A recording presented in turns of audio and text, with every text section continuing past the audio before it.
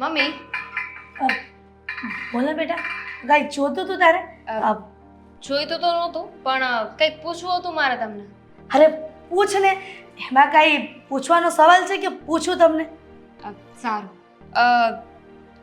આ તમારા મોટા દીકરા રાઈટ? હા. શું નામ છે એમનું? રોનક.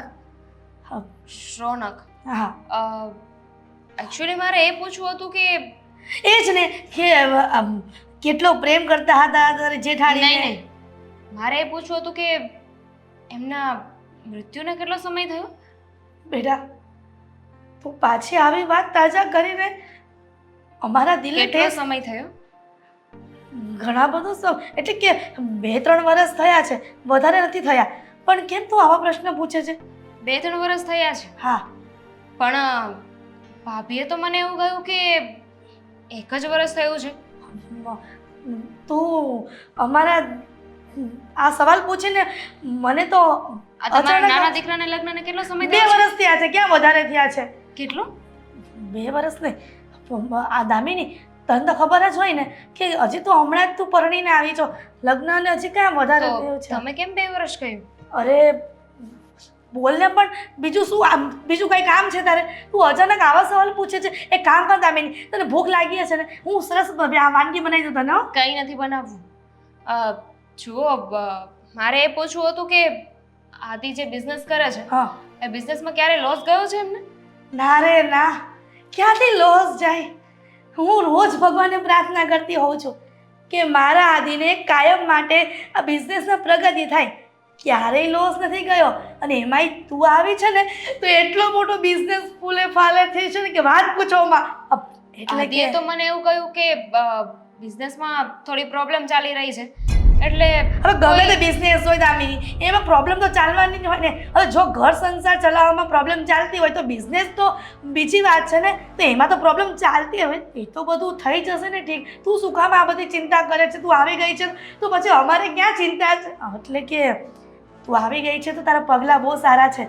હવે મારા દીકરાને સારામાં સારો બિઝનેસ ચાલશે, પહેલાં કરતાં પણ વધારે. હશે. હા. તમારા દીકરાનું મૃત્યુ કઈ રીતે થયું?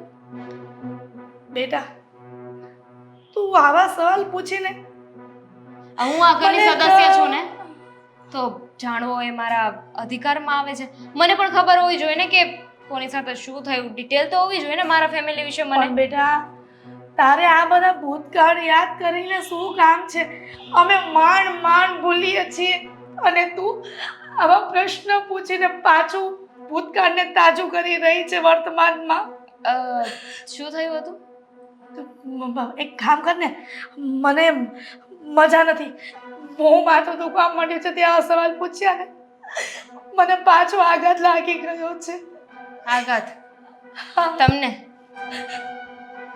હા. જો બીજો કોઈ મતલબ નથી મારો, પણ હું તો ખાલી જાણવા માંગતી હતી. કાલે સરે સમાજમાં મને કોઈ પૂછ્યું કે કોઈ નહીં પૂછે બેટા તને કોઈ. અને સમાજમાં આપણે વધારે જવાનું થતું જ નથી ને હજુ બેટા. એક સવાલ હતો. તમારો દીકરો એટલું સારું કમાય છે, તમારું એટલું નામ છે સમાજમાં, તો પછી તમે અમારા બંનેના લગ્ન આવી રીતે કેમ કરાવે? એમાં એવું છે ને બેટા કે કેટલી બધી છોકરીઓ મેં બતાવી મારા આદિને, પણ એને ગમતી જ નહોતી. કાં તો એને આ દેશી લાગતી હતી, કાં તો ઓછું ભણેલી હતી, કાં તો મારા આદિ કરતાં પણ વધારે ભણેલી હતી. એટલે મેળ નહોતો આવતો. અને એક છોકરી બતાવીને એ તો બંને મળવા ગયા ને ગાર્ડનમાં વાતચીત કરવા, ત્યારે ખબર પડી કે બોબડી હતી, પણ લાગતી હતી મસ્ત. પછી તો અમે માંડે જ વાળ્યું. ત્યાર પછી આ મારો દેવાંગ એટલે દીકરો સમાન જ છે ને, તો એ તારી વાત લઈને આવ્યો.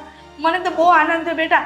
પણ તું આવી ગઈ છો ને આ ઘરમાં તો કાંઈ ચિંતા નથી. હવે તો તમને એવું નથી લાગતું કે બિચારા ભાભીને લગ્નના થોડો જ સમય થયો છે અને જુવાનીમાં એમની સાથે આવું બધું થઈ ગયું, તો આપણે ભાભીના બીજા લગ્ન કરાવી? અરે ના ના, લગ્ન થોડા બીજા કરાવાય. એ ભલે ને અહીંયા રહી, એને એના સંસ્કારની બહુ પડી છે બેટા. પણ એવું એમને લાગે છે. આપણે તો એમનું વિચારવું પડે ને. એ તો એમના અને આપણા માટે બંને માટે બહુ કહેતા હોય. વિચાર્યું હતું દામિની, બહુ વિચાર્યું અને બહુ સમજાવી હતી, પણ એ માની જ નહીં બેટા. એક કામ કર ને, મારે છે ને બાજુના માસીને ત્યાં જવાનું છે, તો હું જાઉં. એ કાલે સાંજે મને એમ કહેતા હતા કે તમે આવજો, મારે થોડું કામ છે. એમને કંઈક વેફર બનાવવાની હશે તો મદદ કરવા જાઉં. જઈ શકો છો. હા બીજું તો શું કેવું તમને? કંઈ નહીં. બીજા કોઈ સવાલ હશે ને તો હું તમને પછીથી પાછું પૂછી કહીશ. લેજે. હા પછી પૂછી લેજે. ત્યારે માથું નહીં દુખે ને? ના ના ત્યારે હું છે ને પ્રિપેરેશ એટલે કે હું ત્યારે વ્યવસ્થિત જવાબ આપીશ પણ અત્યારે તો તડકાના કારણે મારું માથું ભમી રહ્યું છે. હું ઘરમાં જાઉં તડકો. છું. ગરમી લાગે ને ધાબુ તપે ને બેટા એટલે હું જાઉં. હા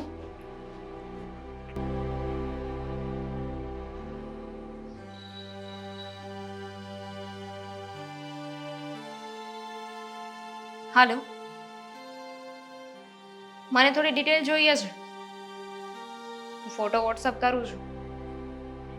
એના વિશે પૂરેપૂરી ડિટેલ હમણાં ને હમણાં જોઈએ છે.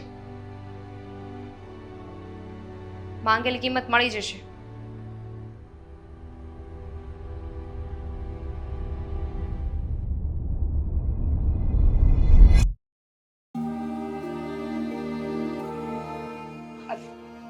કહેશો હવે કે અહીંયા શું કામ બોલાવ્યા છે? ક્યારના બેસાડીને રાખ્યા છે? ફટાફટ બોલો, મારે ઘણા કામ છે. હા બેટા બોલ ને શું વાત કરવી છે તારે? ધીરજના ફળ મીઠા હોય છે. હા પણ વધારે પકવીએ ને તો સડી જાય. હમ. અને એમાં જીવડા પણ પડી જાય. ડોન્ટ વરી, કહું છું. પણ એની પહેલા આદિ અને દેવાંગને પણ આવી જવા દો. અરે પણ એ બંનેનું પણ શું કામ છે? અમને કહી દે ને, એ બધું અમે કહી દેશું ને એને. બરાબર છે ને મીરા? એ બંનેનું તો કામ છે. બિઝનેસની વાતો છે. આહ, થોડી વાતો કરવી છે તો બિઝનેસ અમને વિશે. શું કામ બેસાડ્યા બિઝનેસની વાતોમાં? આમાં તમારો પણ એટલો જ હાથ છે. તમને પણ બિઝનેસમાં એડ કરવાના છે. અરે પણ અમે શું આ નોકરી કરવાનો કામ ધંધો સમજ પડે એ બધી. છોડો ને મમ્મી. તમારા બંને પાસે બહુ સારો દિમાગ છે. બિઝનેસમાં વાપરીશું ને તો બિઝનેસ બહુ આગળ વધશે. મારે આની કોઈ વાત નથી સાંભળવી. ચાલો. આ ચાલ. ખબર નહીં શું કામ હતું.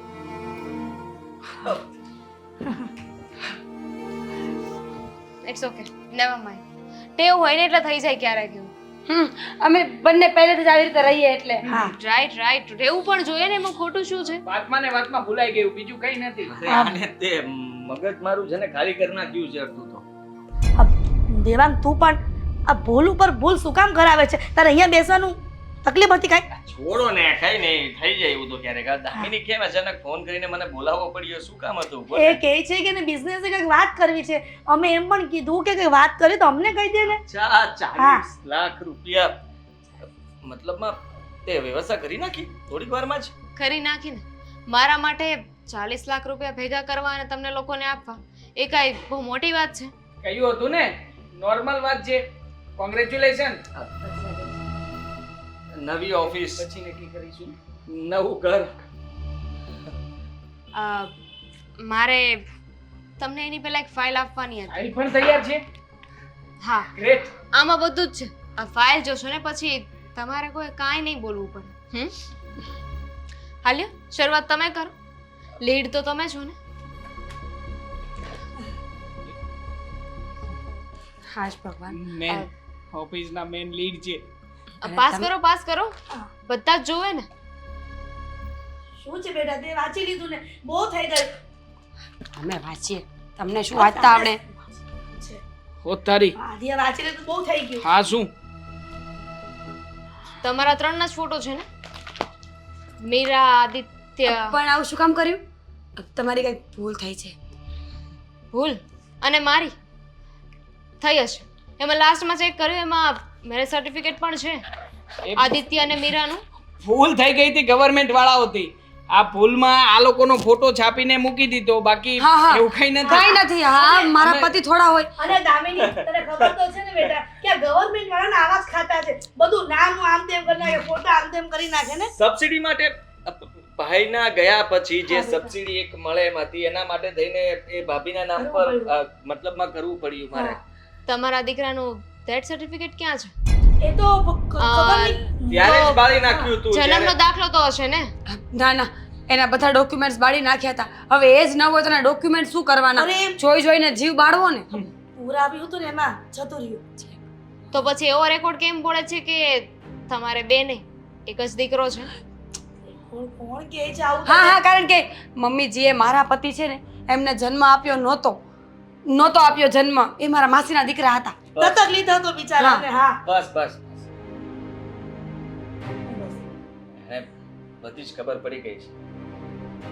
જો હું 40 લાખ રૂપિયા ભેગા કરી શકતી હોય ને તો તમારા લોકોની ડિટેલ મારે જોતી હોય ને તો એ 5 મિનિટમાં મને મળી જાય અને એ જ બધી ડિટેલ છે તારી પણ. દામિની, જો હું તારી સાથે બધી શું કામ? જ વાત ક્લિયર કરી દઉં છું.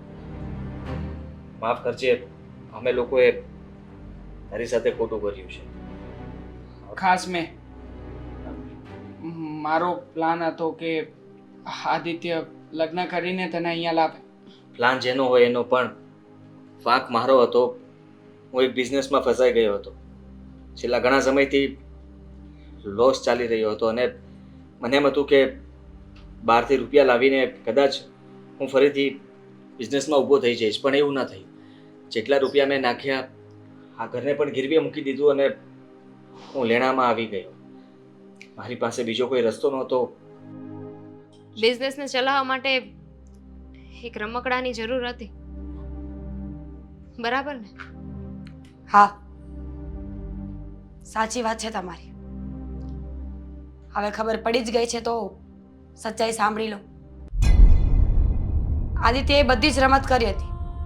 તમારો પ્રેમ, તમારા પરની લાગણી, એને એવું કંઈ હતું જ નહીં. આદિત્યને બિઝનેસમાં લોસ ગયું. એ લોસને ભરપાઈ કરવા માટે એ દેવાંગ પાસે ગયા હતા પૈસા માંગવા માટે, પણ દેવાંગે પૈસાના બદલે તમને બતાવ્યા. ઉપાય આપ્યો કે જો તમારી સાથે લગ્ન કરી લેશે ને તો દેણું પણ ભરાઈ જશે અને એ પૈસા પાછા પણ નહીં આપવા પડે. પરિણામે આદિએ તમારી સાથે લગ્ન કર્યું અને બંને આદિ અને દેવાંગ જ નહીં, હું અને મમ્મી પણ તમારા એટલા જ ગુનેગાર છીએ. અમને પણ બધી જ ખબર હતી. તમને પણ શરમ ના આવી? પોતાના પતિની સામે કોઈ બીજી સ્ત્રીને એના રૂમમાં રહેવું, એની સાથે વાત કરવી, એના લગ્ન કરાવવા? તમે પણ કાંઈ ન બોલી. અને તમે તો માં છો ને, ગઈઢા છો, ગઈઢા ગાડા વાળે છે. અને તમે શું કર્યું? જો પૈસાની જરૂર હતી તો માગી લેવાય ને. દેવાંગ તો મને સારી રીતે જાણતો હતો. જો એકવાર વાત કરી હોત તો હું એમને પૈસા આપી દે. મારી ફાઇલ મને આપો. ફાઇલ. સોરી. હા, તારી વાત સાચી કે તારી સાથે અમે ખોટું કર્યું. લગ્ન કરીને, તારી સાથે પ્રેમ કરીને તારું દિલ દુભાવ્યું.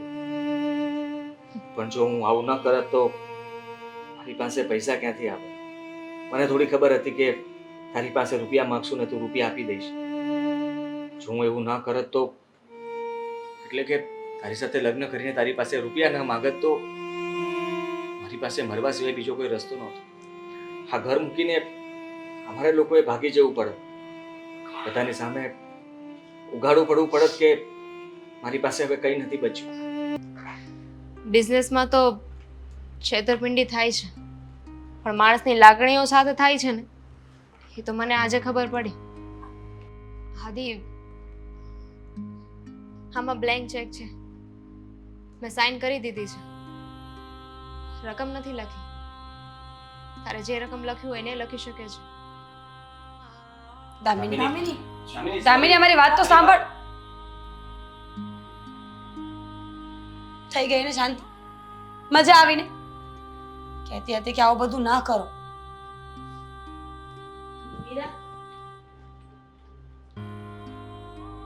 હું સમજાવું છું. બધું તારા લીધે થયું છે.